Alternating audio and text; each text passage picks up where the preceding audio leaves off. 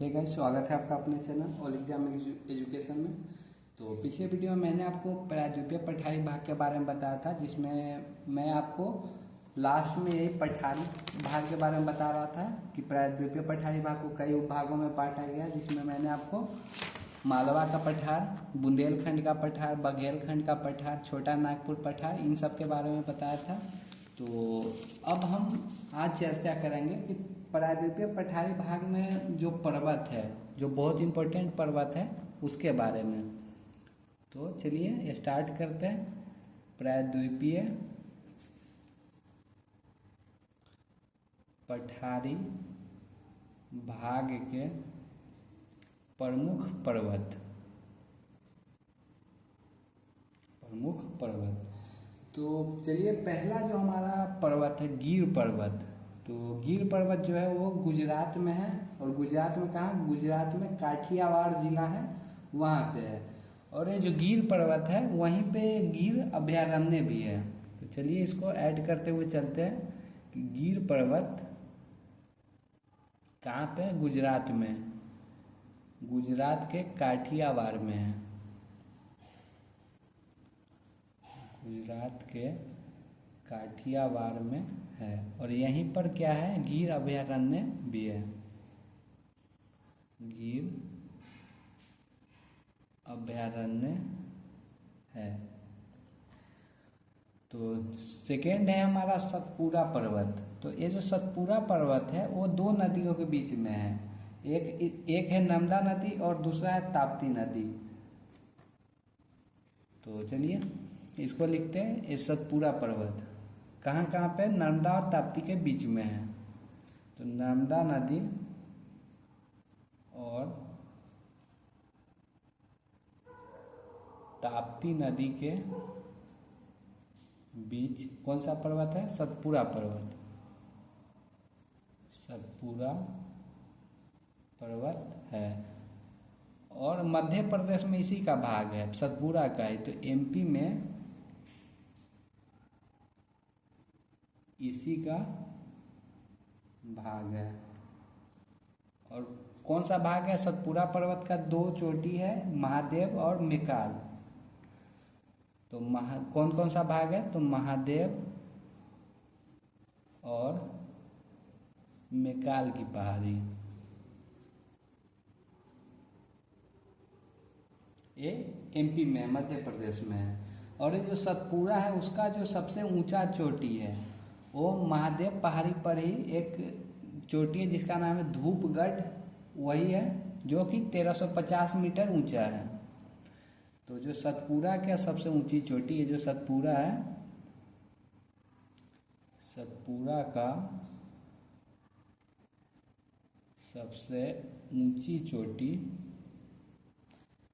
महादेव पहाड़ी पर धूपगढ़ है। और ये कहाँ पे? महादेव पहाड़ी पर धूपगढ़, और ये पंचमढ़ी के निकट में। पंचमढ़ी एक जगह है, वहाँ पे पंचमढ़ी के निकट ये जो महादेव पहाड़ी है, निकट महादेव पहाड़ी है पर एक जगह धूपगढ़।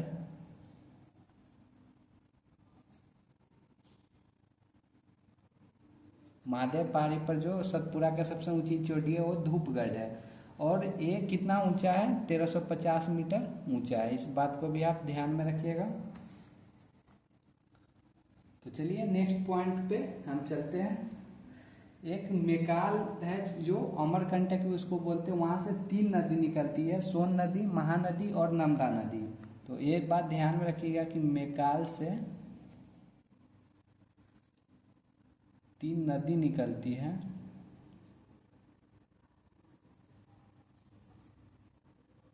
कौन कौन सी है? सोन नदी, महानदी और नर्मदा नदी। इन तीनों नदी को ध्यान में रखिएगा। और ये जो नर्मदा नदी है, और मैंने पीछे बताया था मालवा का पठार, उसके बीच में एक पर्वत है जिसका नाम विंध्याचल पर्वत है, और जो उत्तर दक्षिण को 2 भागों में बांटती भी है। और ये जो विंध्याचल का एक भाग है, जो विंध्याचल के, बिहार के विंध्याचल पहाड़ी है, उसी को बोलते हैं हम। तो नर्मदा नदी और कहाँ से, मालवा का पठार, नर्मदा नदी और मालवा का पठार के बीच में एक पर्वत है जिसका नाम विंध्याचल पर्वत है। तो बीच में विंध्याचल पर्वत है जो क्या करता है कि भारत को उत्तर दक्षिण दो भागों में बांटता है। भारत को उत्तर दक्षिण दो भागों में बांटता है और इसी का एक भाग है बिहार का विंध्याचल पहाड़ी। तो इसी का एक भाग है बिहार के विंध्याचल पहाड़ी। इस बात को आप ध्यान में रखिएगा। और मैंने आपको पीछे छोटा नागपुर का पठार बताया था जो कि झारखंड में है। तो जो छोटा नागपुर का पठार का जो सबसे ऊंची चोटी है उसका नाम है पारसनाथ। जो ये पारसनाथ जो उसका सबसे ऊंची चोटी है वो भी विंध्याचल का ही भाग है। तो छोटा नागपुर पठार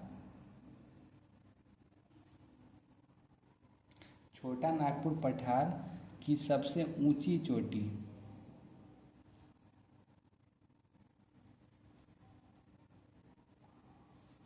झारखंड में ही है छोटा नागपुर पठार। तो आपको पता ही है सबसे ऊंची चोटी झारखंड में पारसनाथ है और ये किसका भाग है, तो ये विंध्याचल का ही भाग है, जो कि विंध्याचल का ही भाग है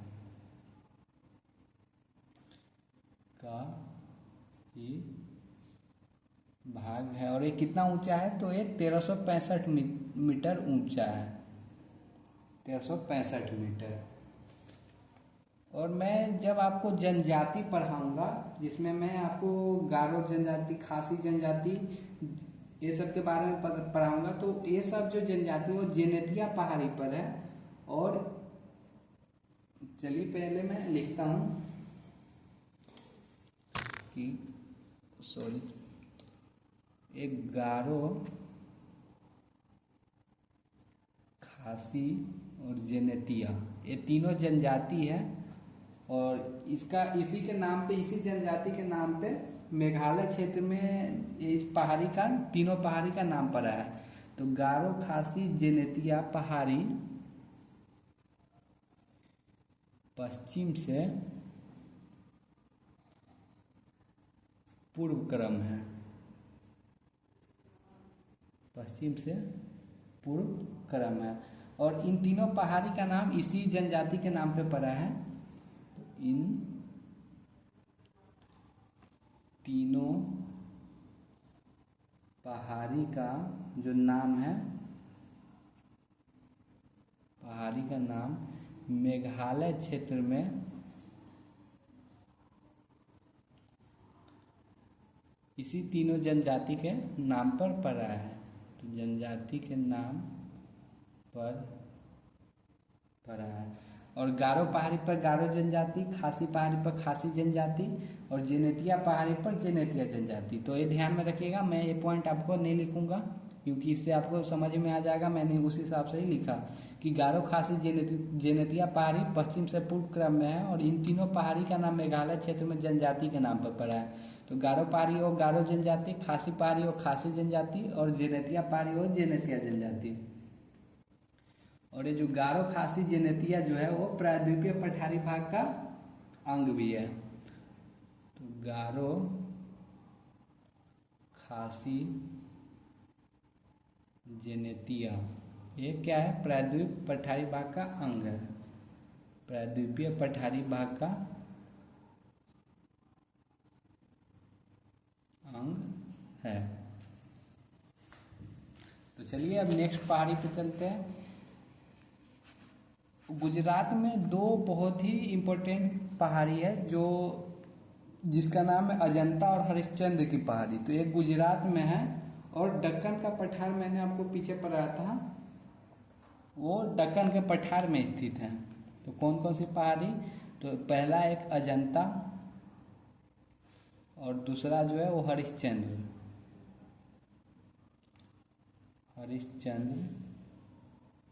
की पहाड़ी कहाँ पे है? गुजरात में है। और यहीं पे दक्कन का पठार है जो दक्कन के पठार में है।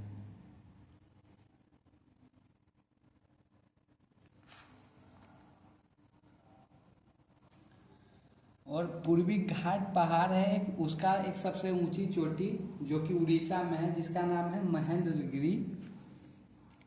तो पूर्वी घाट पहाड़ का ऊंची चोटी,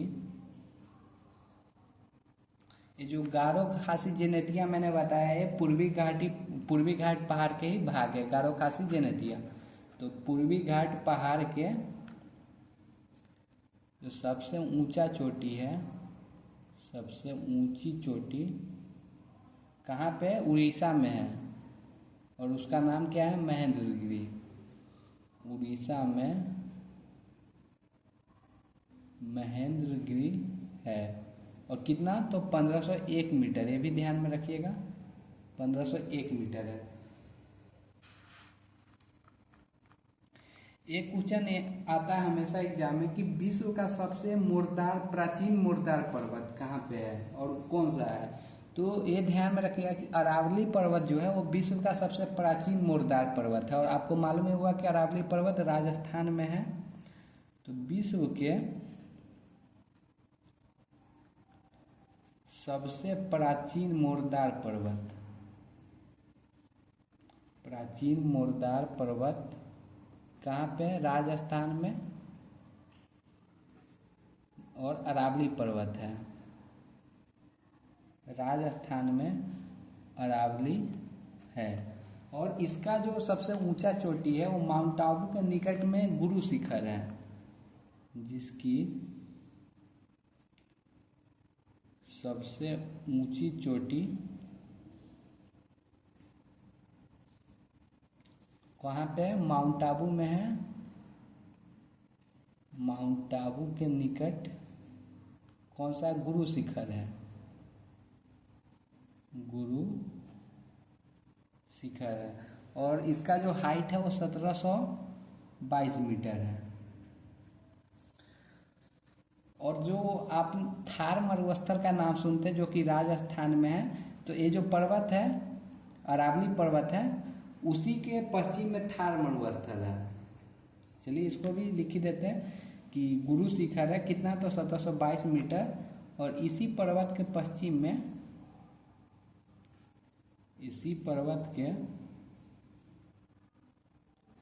पश्चिम में थार मरुस्थल है, ये भी आप ध्यान में रखिएगा। और जो ये अरावली पर्वत है ये कहाँ किस किस स्टेट में फैला हुआ है? तो ये गुजरात में है, दिल्ली में भी है और राजस्थान में भी है। तो इसका जो विस्तार है इस पर्वत का विस्तार कहाँ कहाँ पे? एक गुजरात है,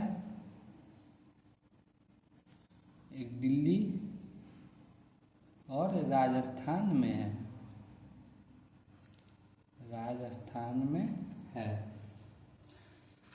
तो ये था हमारा अरावली पर्वत के बारे में। बहुत ही इंपॉर्टेंट पॉइंट है कि विश्व का सबसे प्राचीन मुर्दार पर्वत है अरावली पर्वत। और इसका जो सबसे ऊंचा चोटी है वो गुरु शिखर है, सबसे 1722 मीटर। और थार मरुस्थल जो है ये अरावली के पश्चिम में स्थित है।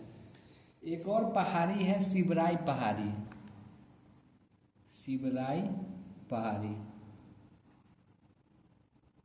जो कि कहाँ पे? तमिलनाडु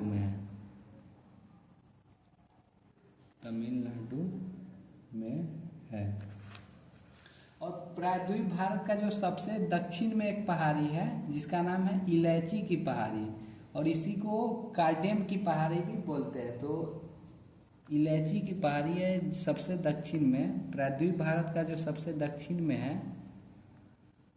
प्रायद्वीप भारत के सबसे दक्षिण में इलायची की पहाड़ी है। इलायची की पहाड़ी स्थित है और इसकी जो सबसे ऊंची चोटी है, इसकी सबसे ऊंची चोटी है, उसका नाम है कोडाई कनाल। नाम थोड़ा उटपटांग है, कोडाई कनाल। तो गाइस ऐसा नहीं है कि नाम उटपटांग है तो आपको याद नहीं रहेगा। चलिए मान लेते हैं आपको याद नहीं है, बट अगर आप एग्जाम में बैठते हो, अगर आप टॉपिक पढ़े हुए हो, तो वो ऑप्शन देख के आपको सडनली याद आ जाएगा कि हाँ ये ऑप्शन मैं पढ़ा हुआ हूँ, तो वहाँ पे आप उसको ट्रिक करके निकल जाइएगा। तो यही फायदा होता है कि जो थ्योरी पढ़ने में, कि अगर क्वेश्चन कितना भी घुमा के देगा तो वो आपसे बचेगा नहीं। तो कोडाई कनाल है और कौन से पहाड़ी पे है, तो ये जो पालनी पहाड़ी है वहाँ पे है। कोडाई कनाल है पालनी पहाड़ी पर। और जो इलायची की पहाड़ी है उसके उत्तर में एक और पहाड़ी है, अन्नामलाई की पहाड़ी। ये भी ध्यान में रखिएगा कि इलायची पहाड़ी के उत्तर में अन्नामलाई की पहाड़ी स्थित है। अन्नामलाई की पहाड़ी स्थित है। और जो अन्नामलाई की पहाड़ी की सबसे ऊंची चोटी एक इसी के नाम से रिलेटेड है, जिसका नाम अनाई मुंडी है। अन्नामलाई की पहाड़ी स्थित है जिसकी सबसे ऊंची चोटी क्या है, जिसकी सबसे ऊंची चोटी इसी के रिलेटेड है, जिसका नाम है अनाई मुंडी। अनाई मुंडी है और इसका जो हाइट है वो कितना 2695 मीटर इसकी ऊंचाई है। और ये जो है अनाई मुंडी, ये दक्षिण भारत की सबसे ऊंची चोटी भी है। तो 2695 मीटर जो दक्षिण भारत की सबसे ऊंची चोटी है, सबसे ऊंची चोटी है। तो चलिए नेक्स्ट पॉइंट पे चलते हैं। ये जो अन्नामलाई के पहाड़ी बताया है कि अन्नामलाई की पहाड़ी इलायची पहाड़ी के उत्तर में स्थित है और अन्नामलाई की जो सबसे ऊंची चोटी है वो अनाई मुंडी है। और जो अन्नामलाई के उत्तर में है एक और पहाड़ी है, उत्तर में पूर्वी घाट पहाड़ है और पश्चिमी घाट पहाड़ है। और वहीं पे तमिलनाडु में एक और पहाड़ है, नीलगिरी की पहाड़ है। और नीलगिरी की जो सबसे ऊंची चोटी है वो दोदा बेटा है। तो इसको ध्यान में रखिएगा। अन्नामलाई के उत्तर में, अन्नामलाई के उत्तर में जहाँ पूर्वी घाट पहाड़, पूर्वी घाट पहाड़ और पश्चिमी घाट पहाड़,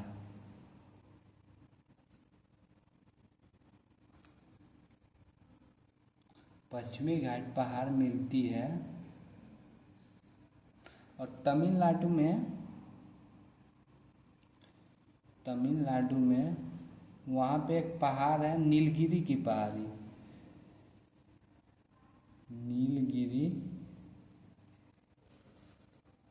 नीलगिरी की पहाड़ी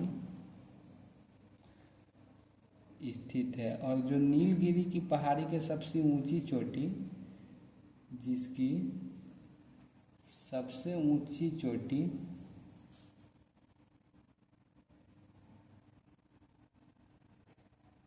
दोदा बेटा है,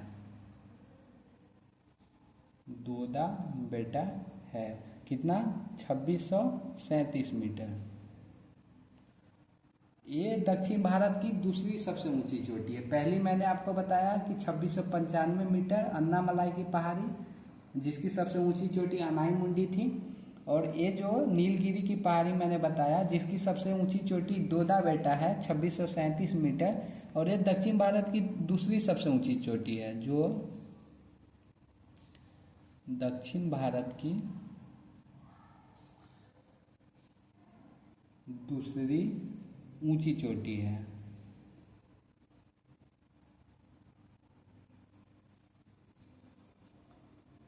तो यही था हमारा जो मैंने आपको बताया प्रायद्वीपीय पठारी भाग में। मैंने आपको जितना नोट्स हो सका उतना नोट्स में आपको पॉइंट ऐड करवाया, और लास्ट में मैंने उसमें पठारी में भी बताया, पहाड़ी जो जो इम्पोर्टेंट था सब बताया। तो आशा करता हूँ गाइज कि आपको वीडियो जरूर समझ आया होगा, और अगर आपको वीडियो अच्छा लगा हो तो हमारे वीडियो को लाइक करें, कमेंट करें, शेयर करें, और अपने दोस्तों के साथ हमारे चैनल को सब्सक्राइब करें। तो थैंक यू गाइज, मिलते हैं नेक्स्ट वीडियो में।